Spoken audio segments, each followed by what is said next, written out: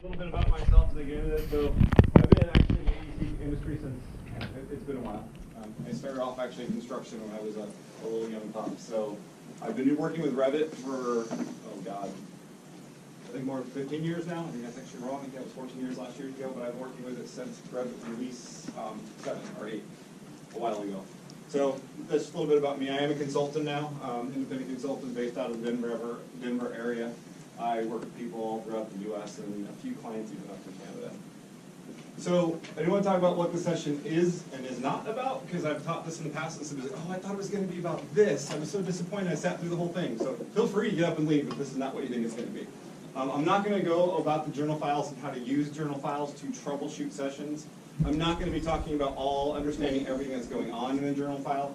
What I'm going to use and talk about is how we can actually use journal files for scripting in Revit to do very repetitive tasks, mostly with family content. And I'll also get into about kind of why journal files were there, which helps us understand a little bit of why there's some issues going on. So like I said, if there's a better session, I will not get offended if you jump out and start going into it. So who's here familiar with journal files? Right? What are the journal files? Well, if you actually go to the help file, it says journal files captures actions taken by the software during a session. Yeah, you can read.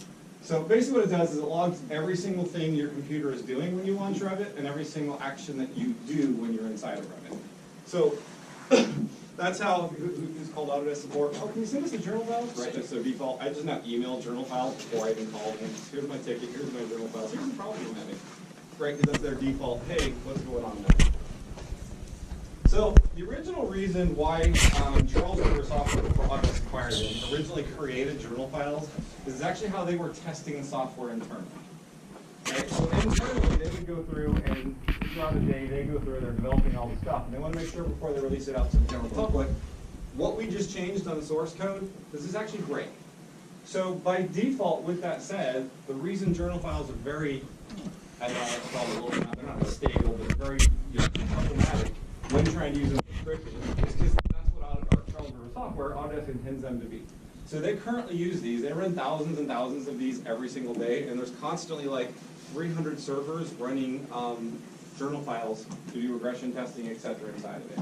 So like I said, back in the original days, and this is in previous presentations, I've actually had some of the original Autodesk guys who developed journal files talk about this, but I know enough about them to kind of make it up in a short session anyway. So this is actually inside of there. So again, this is one of those things. So anytime one of the developers would make a change, they'd be coming in and say, hey, if we make this little change, what does it do? So like I said, they have thousands of journal files running constantly, going through and checking, oh gee, I've just tweaked this. I've made adaptive components. What do adaptive components do to walls, doors, windows? They constantly are running inside of those, making sure what's going on. And again, anybody here develop software? Called regression testing. Right, so you can do this. If you guys do develop your own stuff, journal files are a great way for you to start testing and will work on any of my own developments as well. You can pre-set up and have some journal files tested. So this 18,000 automated tests that they run daily, that was actually a few years ago. I think last time I talked to one of the developers, I think that's like 24,000 tests they run every single day on Revit. So they develop something, they run, and it's not even every day. It's like those are constantly running after every time one of the developers makes sort of a thing that's change to the code. So, and again, it's basically a Visual Basic script. So if you guys are familiar with Visual Basic and you start opening up journal files, you actually be able to understand a little bit more. I am not one of those people. The reason I have this session is to show you guys how any dumb person who doesn't do development, who doesn't want to learn Visual Basic or C++, can do something inside of Revit, copy that, paste it into a journal file, and repeat those actions a multitude of times. So it's actually pretty my way of doing this. So I'm going to skip through a lot of this stuff that we have in here for Autodesk slides. Like I said, it's constantly running every single day. And if you guys do know VB or other types of development, you can go through and have preset up tools to run multiple journal files at once.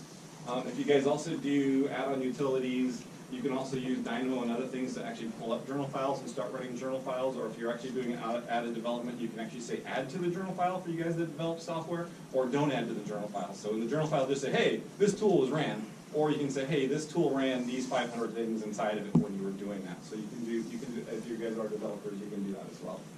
And so this is kind of what the results that the Autodesk developers end up getting outside of there when they're running these regression farms. They start to come through and say, hey, this is this one journal file we ran it this many times, this is how many passes we had, this is how many failures we had, here's this, and then they get reports of what was a fail, what was not a fail, so they can go through and determine if that's an acceptable fail or not an acceptable fail, or digression, I should say.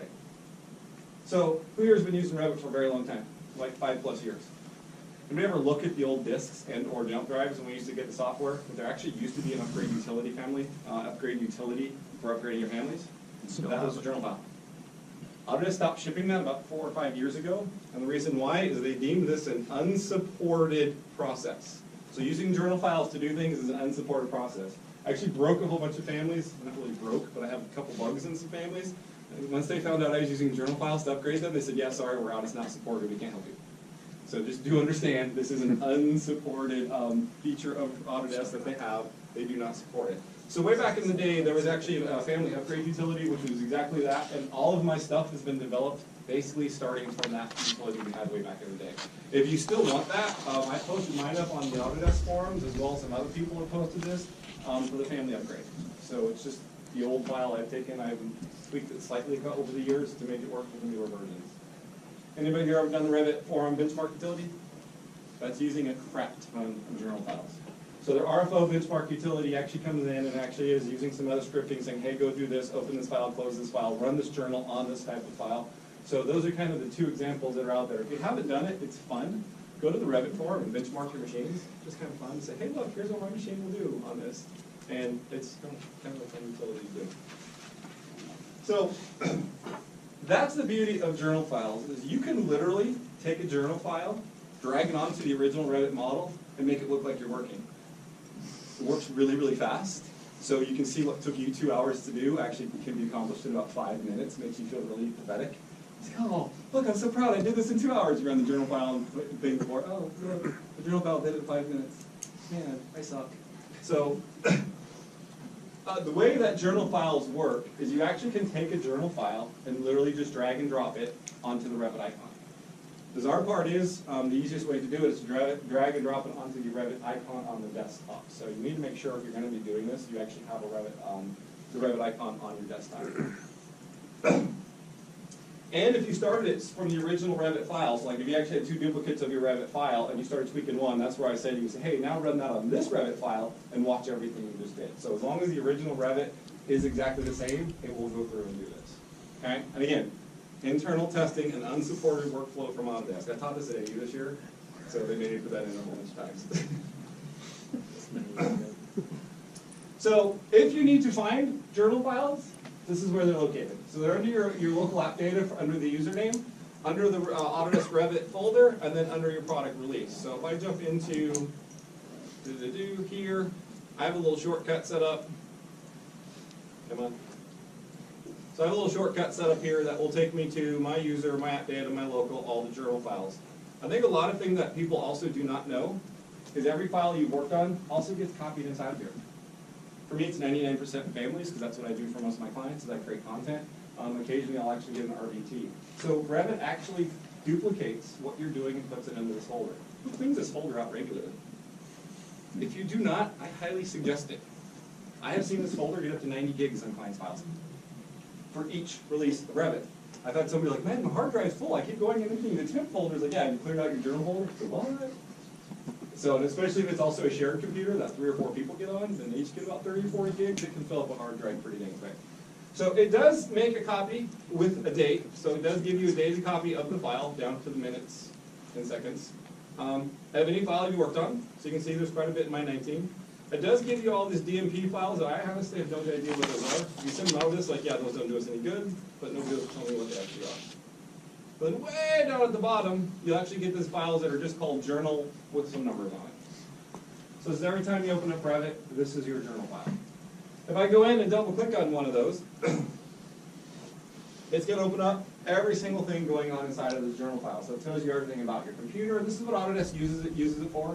They go through and start saying, oh gee, this person has 8 gigs of RAM. That's probably part of their problem. Hopefully nobody has 8 gigs of RAM. If you do, I'm sorry, talk to your IT. But you can start going through, and it literally starts going through here with a ton of different information. What you'll actually see when you start coming down to a certain location And they've actually added this. You can kind of see I'm like barely scratching the surface. I've just rolled like 50 times. I'm at line 9, almost 1,000, and I'm not even a tenth of the way down.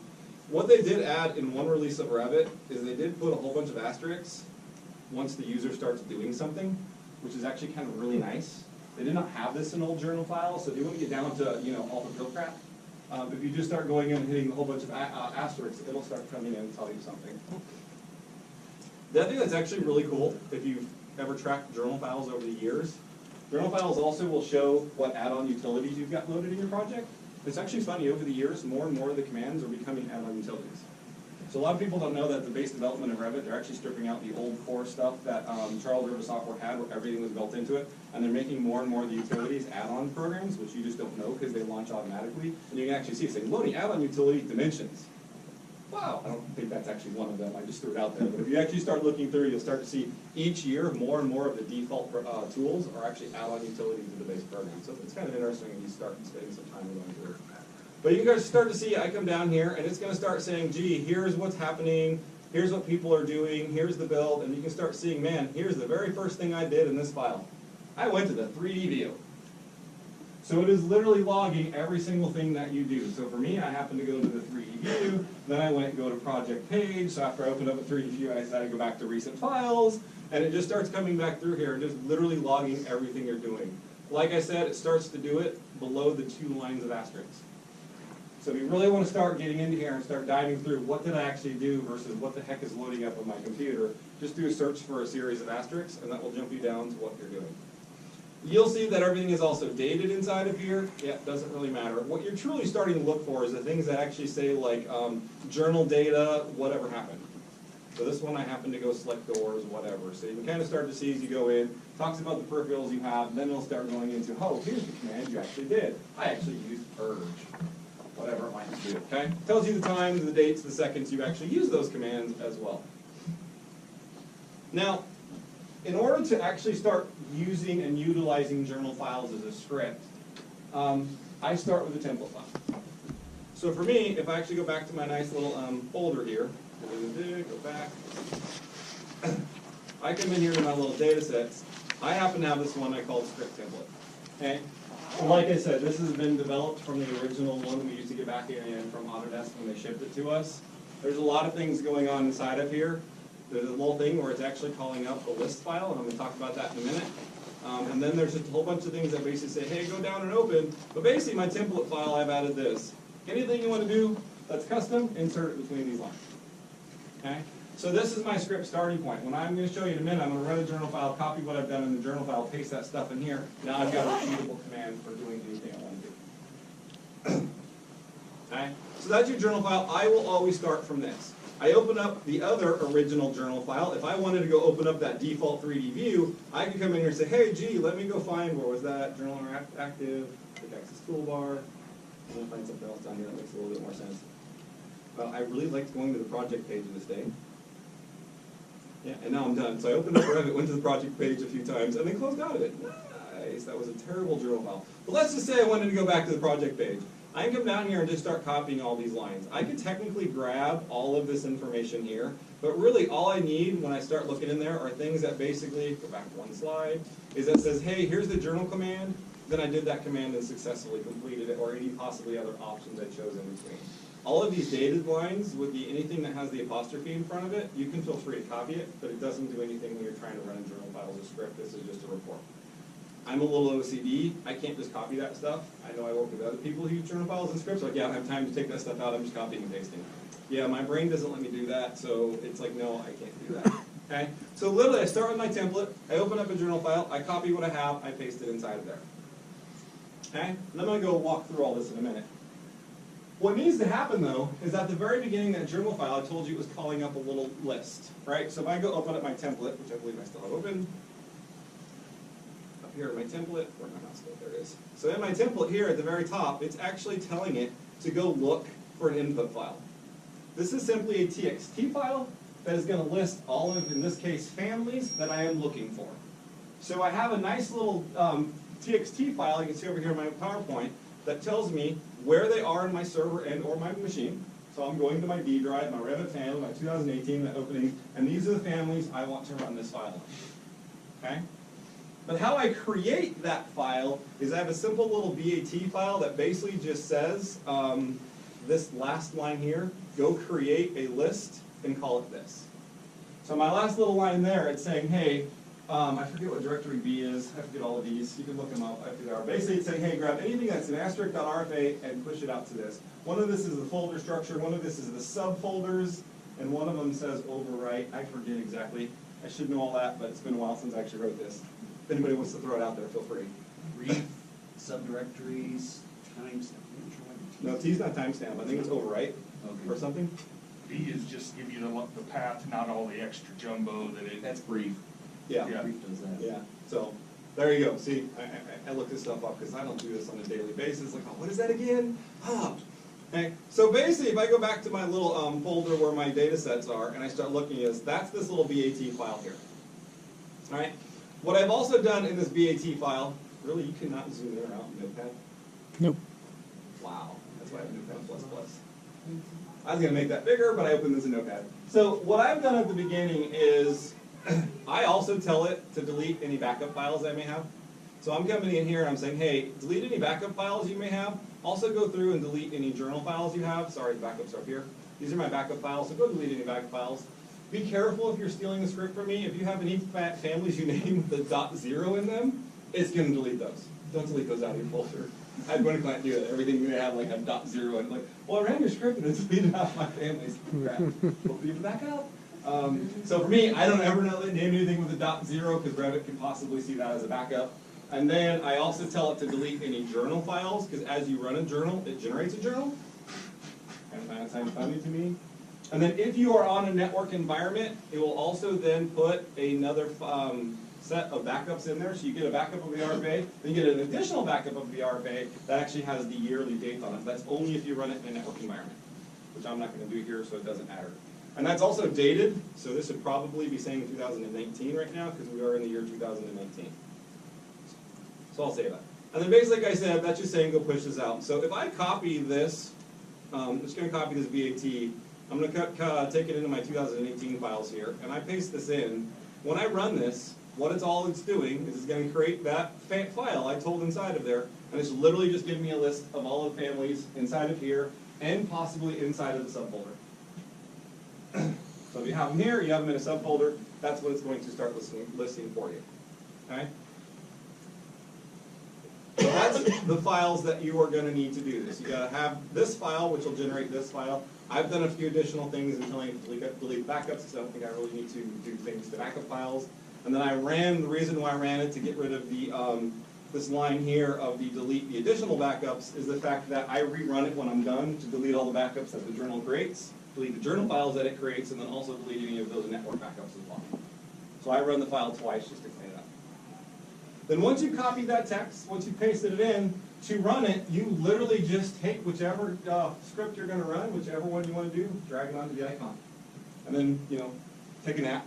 So your boss thinks you're working because your Revit's moving around, it's doing some really cool things, listen to some headphones, your book on tape, whatever, because it really looks like you're spending time doing a lot of work. Okay? That's really what happens. And like I said, this is a very fragile environment. If there is one thing that is wrong in that script, Revit's going to say, whoa, I can't continue. You won't be in interactive mode.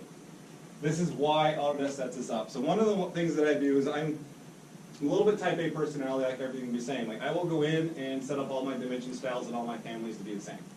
Well, if I open up one family, and believe it or not, some of the out-of-the-box templates, it's called Arrowhead 1, and some of them are just called Arrowhead. That is not the same environment in Revit's mind. So if I try to rename or adjust the size of my Arrowhead, and one's called Arrowhead 1 and one's called Arrowhead, it's going to fail on the one that doesn't match what my script says. So I have a whole series of different scripts. One just to go rename all the ones that say Arrowhead 1 to Arrowhead, then I have another one that says, hey, when you find Arrowhead, go change it to be these dimensions. So I run quite a few of these, and over the years, all my families have been pretty tight.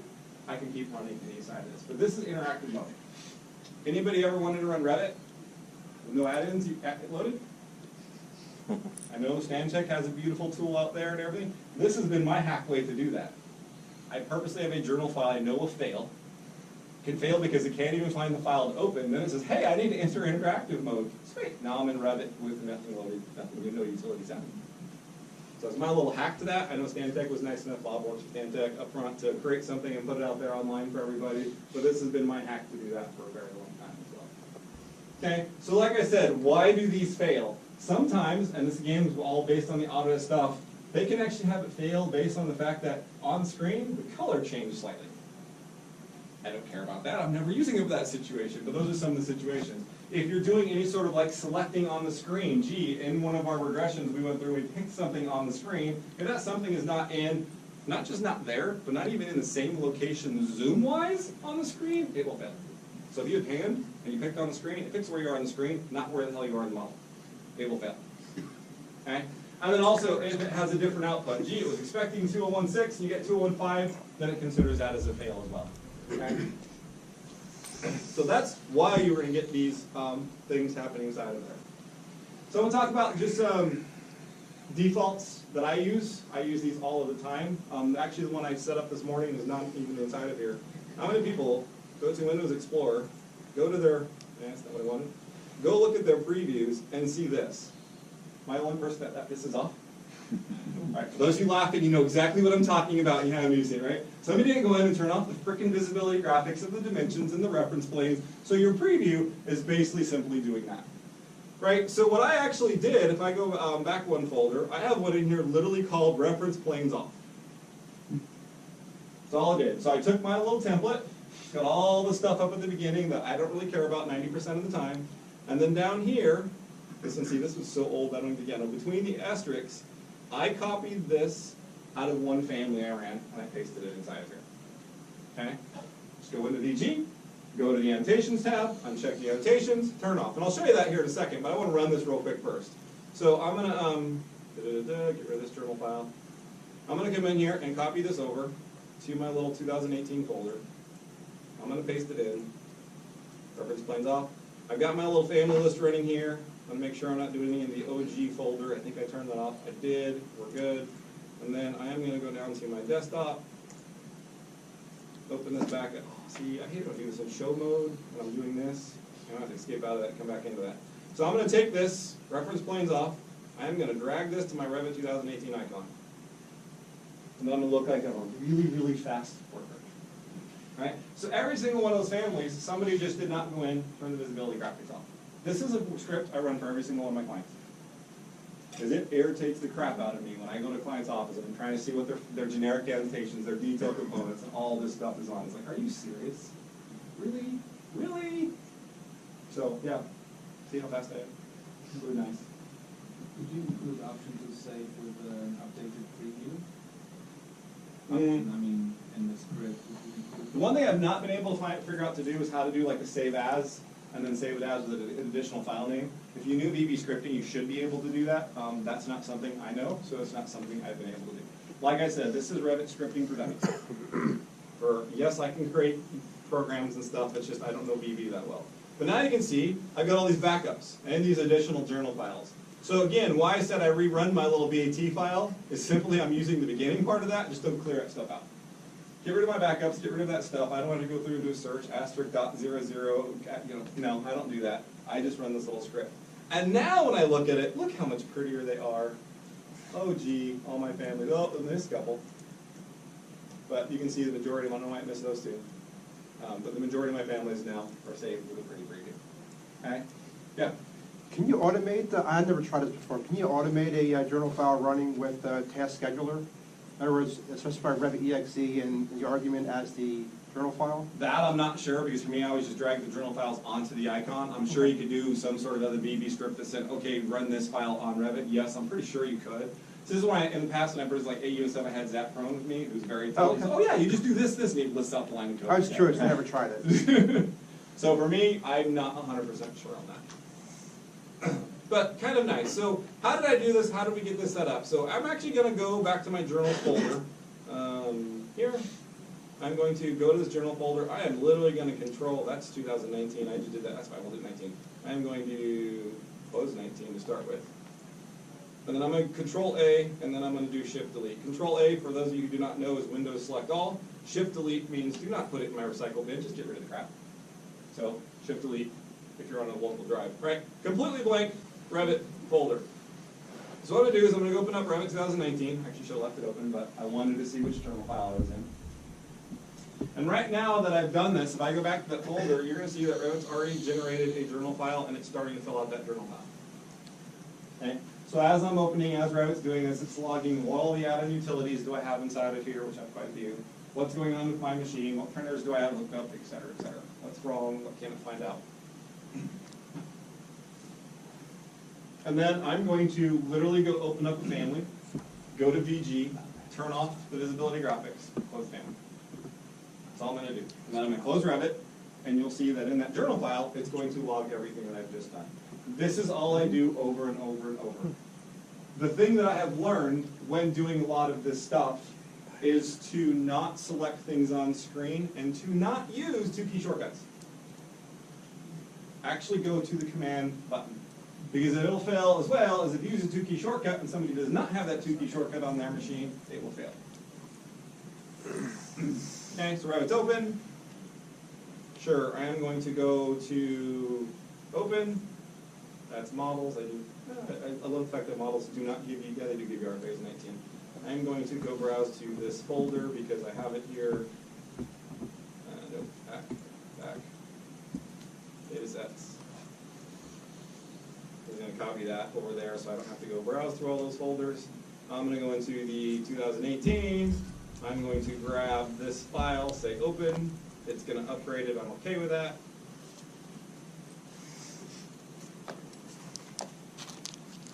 And again, not using 2-key shortcuts, I'm going to go into level. I'm going to go to visibility graphics. I'm going to switch to annotations.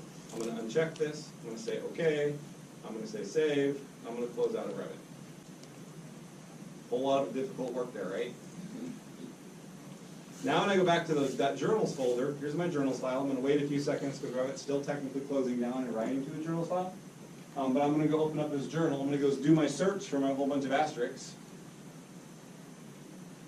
Control F. And if you guys are not using Notepad++, you're insane. Yes, I said that. Notepad++ is one of those things that Notepad is terrible. Notepad++, you can see you can scroll in and out, which you can do in Notepad, which I just learned because I don't ever use it. You can have it highlight tab spaces. You can actually go down and say this is a VB script. So in your viewing tools, I forget where it is up here, view, I can go down and say you display this as a VB and it'll highlight and color code everything based on the language you're using. Great little utility. But so you can see what it started. So it's open. You'll always get this journal mouse move. You move your mouse from somewhere on the screen to the other part of the screen. Most of the time that does not matter, except for the really weird part in my journal script. You'll see that there's actually a journal mouse move above and below. If you do not put that in there, it will fail. It's the most bizarre thing to me ever. It's like it needs to know that the mouse is active. Really bizarre. I don't understand that one at all. So I'm going to come down here. Properties palette, you can see right here and say, oh, okay, so I went into the properties palette and it tells me when I did that. Yeah, personally for me, like I said, I don't like that stuff. So anything with the asterisk E, I can purge out. There's ways in Notepad++ to automatically just still search and delete that stuff. Zach Krohn taught me that in one of my presentations. I'm like, yeah, okay, great. I don't remember this now. And again, even here, I'm starting to come through any of this stuff with like just the asterisk and a letter or a date. You can start getting rid of any of this stuff. That was the button, visibility. I don't need these ones here. So you can kind of see, so I went into my properties palette, I went to the active drop down, I then went into properties ID palette. I don't need this line here. So you can kind of see, this is just what I did. So it seems kind of crazy that just for that little bit of what I did, this is everything that I did for that very simplistic little file. It's like quite a few commands. But once you find what you want, I can then just come down here. I'm not going to continue to delete all that stuff. I can just come down here until I get to the, hey, it's done. Probably I'm even going to need this transaction successful visibility graphics. Yeah, because then I go down into mouse. Okay? I'm going to copy that to the clipboard. That's it. Then I'm just going to go open up my little journal script file. Go template. Go down here between the asterisks. Paste this in. Do a save as. My test. And now I've got my beautiful new little test script. Alright? So I'm going to take this little test one, Control C this, put it in here, Control V it. I should theoretically already have all my families in this TXT because I just reran the thing again. Alright? And then now I am going to just take my test, We're gonna upgrade these at the same time, because I'm gonna do it in 2019. And hopefully it won't fail. Yeah, Well, I suppose I'll find this out right now. If the action's already been done to the family, so in this case, you've turned out the annotations to one of the families, one of the, say, 10, is it gonna error out when it gets there, or is it just gonna, confirm? I wish I could say a hard yes or no on that, and it depends on what you're actually trying to do. Some of the modal dialog boxes that are yes, no, it'll be like, hey, you turned it off, it's already off, I'm fine. Some of them, it won't. They'll be like, no, I'm already off, I can't turn off, you can't make me off, I can't be a double negative. And so in this case, I think it's gonna fail on me. Because in this family, it was probably already off. So it's really weird. Sometimes you can go through and you're checking the little yes, no visibility parameters in certain parts of the dialog, it does fine. Other ones, it does not. And this is where I said it's very, very frustrating, because you're starting to go through and say, oh crap, they're not all on, they're not all off. And so yes, this is what you'll end up with, and this is my world a lot of the times. I end up like, oh crap, why is there this one wrong? And it will stop, and it's safe to say that, let's just say out of 10 families, it's successful on, say, 3 of them, and the 4th one, it has that issue. It's not gonna ignore that family and then just. No, once it completes the transaction for that family, it saved that family's good. It's not gonna go back and unsave the family. Right. But that said, it's also not gonna go to the 5th one. So Correct. it's just a matter of seeing like which one didn't save, where did it stop? Correct, so you come back to your machine because you think it's gonna run for an hour, you've got all the stuff set back, you go get copy back 5 minutes, oh crap, it failed on this family. But you'll be able to see, so like right here, it's telling me, hey, it keeps you in the family. So I am in this family that failed, I am in that concrete keyway family, right? I can say interactive mode, right? Look, all my add-ins are gone, like I said, this is my Revit safe environment. So I can see it's in this family. This family's good, I can hit Control Save, I can close out of this, right? And now I know that was done. So for me, I then go back and edit this list and say, hey, it was good, and honest truth, I think they're all broken except for that one. I can delete the ones that I know were already that way, save this file, and then simply rerun it again. Okay? Yeah? Are you kind enough to provide us Absolutely. with these? Yeah, there wasn't nowhere for me to like post data sets. I can only post PDFs, so if you guys want to email me. I have no problem giving my script template away. I have no problem giving the one, some of the ones that work for you away. I have quite a few, I have an entire folder of just these that I use, but a lot of the stuff I have inside of here for my little scripts are client-based. So for me, when I come in here and look at these, oops, that was actually it. So when I come in here and start looking at these, like some of these are like object style renames, right? So I supply a list of my detail components for clients to purchase them. And then some clients like, oh, but I don't want it to be called, detail 01 or whatever the heck I'm calling it, solid 01. I want it to be called Fred. So when I come in here and create one and say, hey, when you see detail 01, go rename that to Fred. Then I can run this on every single one of my detail components and give it to a client saying, look, here's all the object styles renamed for you. Yeah, CTC has tools that'll do, everybody else has tools. This is a freebie tool that's just for you to be there. So there are some that I have that I do specifically for things like this. Like this one, if you come down and start looking, it's going to get into, where is it down here? Rename. So there was one thing in here, rename. I was looking for one called Project Line Weight. I just called it 1. I want to rename it to this. So this is specific things that no are not going to work for you in this situation. But the ones like, I have quite a few in there. Like I told you, I'm very weird on my thing. So my arrowhead rename, when I come down to the arrowhead rename, I have this one inside of here saying, hey, find the one called diagonal eighth of an inch, rename it to be just diagonal. So I went through originally and renamed all my diagonal eighth of an inch to be just diagonal, all the arrowhead ones just to be arrowhead. Now I just have all of my family templates set up to be that way. So my family templates are now all set up to be the way I wanted them with my line weights, my dimension styles, everything. Like, is it driving anybody else crazy? You go to like snap dimensions to each other in the family template, they don't effing snap. I'm one person that just drives crazy. So one of my journal files goes through and sets the dimensions to use my arrowhead, my diagonal, my arrowhead, whichever ones I have set up, sets them up to be Arial narrow. I don't need fat text in a family. I need to compress that down, changes the text height, changes the text, I'm very weird, and now I compress all that stuff down so I can graphically on the screen see more of the family, less of the documentation. And so I run that not only on my stuff, but my client's stuff as well. So I can always tell which families are mine and which are my camp clients just because of the craziness that I do with these script files. So yeah, that's what's inside. So absolutely, if you guys have any of these, there's a lot of these. Like there's also one in there that I run that a lot of people don't know, that if you go into when you're in family, if you draw a reference plane, but before you draw it, you make it not a reference, draw a reference plane and delete that reference plane, your default is now not a reference for all reference planes being created in a family. So therefore, when somebody creates a family, you don't have 500 weak references. So there's my script to do that. I open up all my clients' families, I go in, I draw a reference plane, I make it not a reference, put it in, delete the previous reference plane, and I'm done. So now, anytime somebody goes and creates a new one from their template, it's not a reference.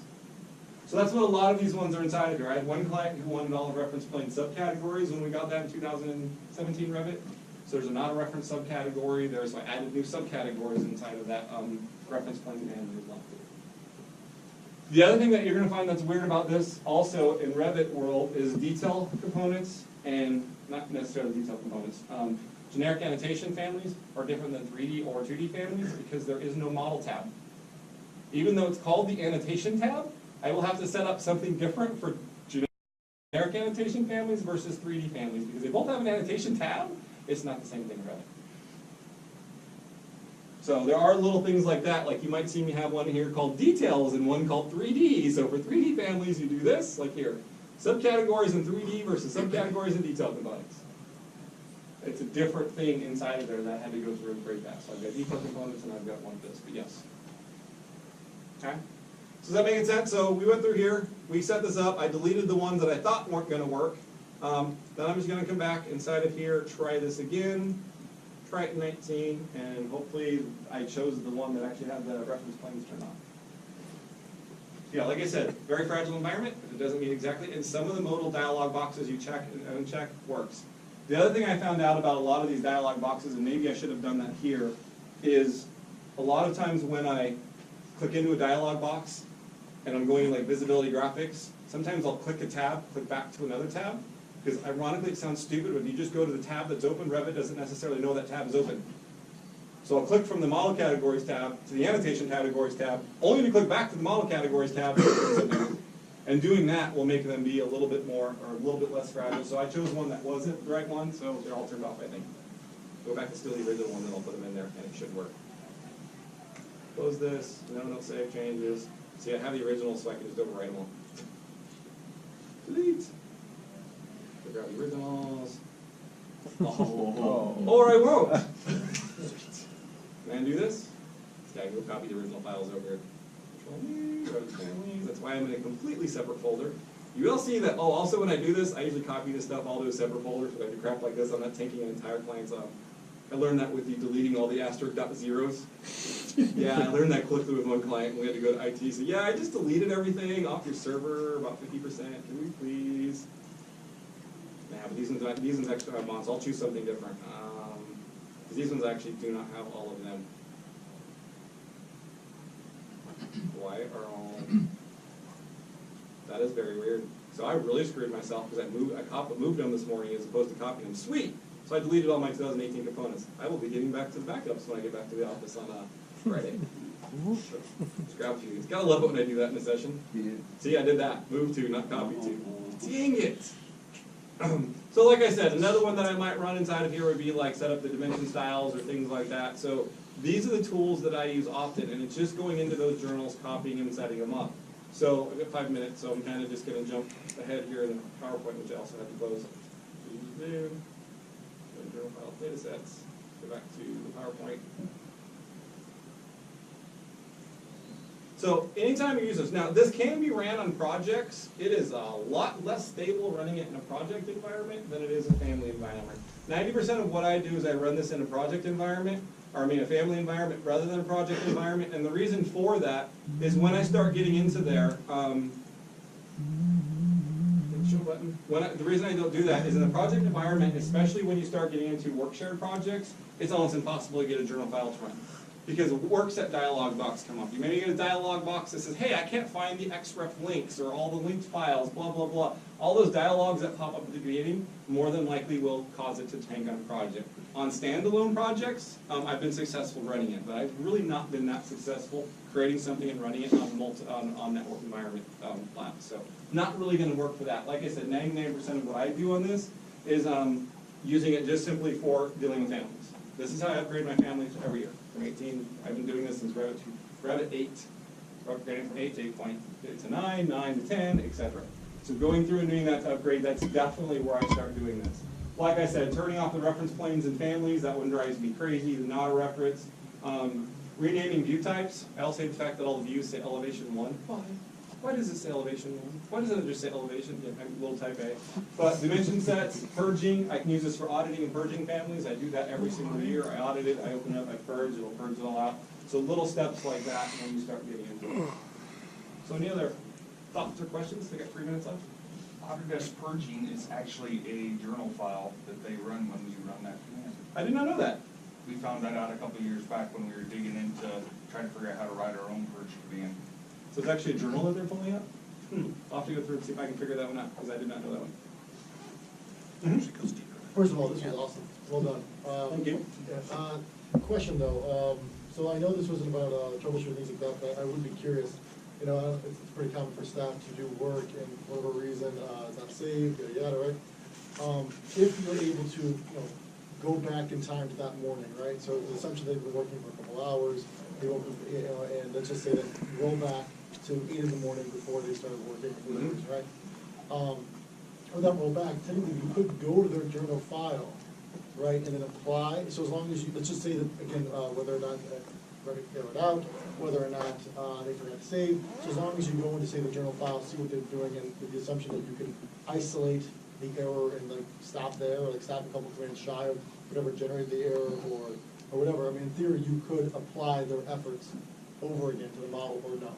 Yeah, theoretically you could, but it's really hard to do that from a project environment, because if you knew that you took the one that you rolled back and it was that one, more than likely rolling back's probably not gonna work. You probably need to take that one, copy it to like their desktop, Yeah. run it on their desktop. Sure. But the other thing, like I said, is you do go into that journals folder. In that journals folder, it may actually even have a copy of that file in there. Right, so a lot of times you'll get the .rfas, the .rmcs, and I don't understand why sometimes it does it and sometimes it doesn't. I'll go in there, work for an entire day on 50 different things and nothing's in my journal file, but I've got 5 different journals in here. Other days, like you saw this morning when I went into it, there's 200 projects and or families in there. It's like, why does it sometimes copy into the journal folder and sometimes doesn't? I honestly don't know. But you would be better off, and I've actually recovered projects this way. I've had projects get massively corrupt, and like we tried doing all these things, and oh, let me go to your journal file. Sweet, here's the RBT saved this morning. Opened that, made that an actual project, renamed it, and I was actually able to use this journal folder as a really desperate backup. Sure. So if they had that inside of there, I would check there first if that was the case. So if something did happen, something went wrong, yes. But yeah, you theoretically can do that, but they're so finicky. Odds are it might not even work, and also run that on the same person's machine, because how big their monitor is, how big their screen is. When you're working in a day-to-day environment, it's a lot of picks and clicks on the screen. So if the zoom is slightly different, the ratio is different on this, if it's on monitor 2 versus monitor 1, it will not work. So since it's a day-to-day working environment, there's a lot of picks and clicks, and like I said, if they, you know, your screen is panned or shifted a little bit, just from going from monitor 1 to monitor 2, it actually can fail in that scenario as well. Yeah. Have you come across any solution that aggregates journal files across a work sharing environment so that you can find, you know, who did what? There's tons of add-on utilities that go through and do that. That's why I said this really isn't about that. Like I know a lot of firms out there are developing it. That's how a lot of like the CTC tool they talked about today, where hey, we've got all this data, we can see who's doing what with this. A lot of the firms out there doing that. I know Stantec has something that does basically that. It copies people's journal files and the data from the journal files. So there's a ton of utilities out there that will do that. I would just start looking. Yeah, there's at least 5 out there that will do it. Most of the larger firms that develop that will do it as well. But I think that's basically how the Hive tool is working as well, just taking all the journal files. So I have one client who they back up journal files like once a week or something from people's up to their server, so we can go through and start troubleshooting if we need to. The other thing that I also say is, like you guys saw with this as well, and this isn't really about this session, but if we go back and look at my desktop, from almost all of my clients, I will also have this little cleanup batch utility. I'm just going to go ahead and edit this one, where basically I go in and delete their C local files, right? Because this can start to add up. But a lot of times what I've actually found in the past when there's been corruptions in a project, we go delete everybody's local files, we get a new, we roll back something before it was corrupt and put up there. I've actually seen, I have no idea how this happens, but the stuff from the journal file RVT gets somehow copied back into the project. So whenever I'm having corruptions that keep creeping in, I go clean everybody's single journal folder up as well. And I don't know how that happens. Theoretically, it should be impossible to happen, but I have it stopped when I actually clean up their journal folder. So that's something to me that I have most of my clients run this on a weekly basis. Delete all your locals and delete out your journal files. Of course, it sucks when I'm trying to troubleshoot what happened to their journal files, and now I can't send it to Autodesk, but that is one of the things that I do as well, because like I said, I've seen the journal folder in one client get to 80 gigs. Yeah. Do journal files collect data on Dynamo usage? Yes and no, it depends on how that's set up. There's a way to actually track that and not track that. Same thing with add-on utilities. So people who create any add-on software, there's a flag in there that they can say, track this in the journal file. So depending on the add-on utility you have, you go to journal file, it'll just say ran CTC tool. I'm just using them as an example. Or someone will say CTC tool enabled, blah, blah, blah, blah, blah, blah, blah, and all these things are executed because of that. So that's 100% how it's set up. Not start and stop, but that kind of thing. No, it's not just at start, it stop. It depends on how the people developing their tools are telling to do. And I do believe it's a flag that you actually have to set up and put in your add-on utility. Again, over my head, but that's what I've been told by Matt Jezik and Zach Ron. So, cool. And that's my time. Well, you guys